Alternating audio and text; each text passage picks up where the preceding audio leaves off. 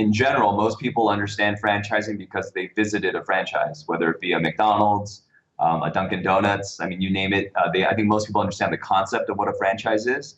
But in terms of setting up and actually building your own franchise, that's where, unless you've done it, it's probably something that you don't understand. The first thing, how do you even get into that? And it is a big challenge. Now, granted, I had the experience of working for my father, who was a franchisee of a large Japanese restaurant franchise. So I understood what it meant to be a franchisee. And then I worked for a startup hospitality group in Los Angeles where we became the franchisor of a gelato-based franchise.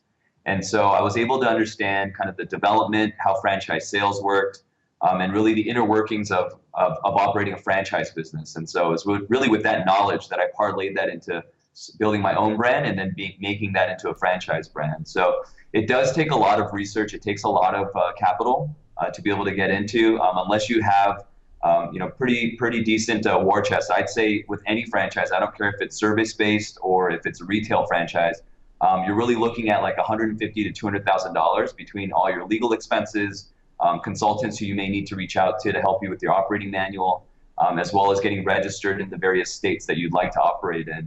All of that requires that the upfront capital. And a big mistake that I've seen a lot of people make is they'll open up one store, one restaurant. It's met with a lot of success, and then they just try to get into franchising, and they don't really have their ducks in a row, and so that can really impede the process. I can tell you from my own experience that we had to wait about 11 months from the time we started to want to become a franchise to the time we were actually registered to legally start selling franchises. And so it is somewhat of a long process and not something that you can just wake up one day and say, hey, I want to start franchising tomorrow.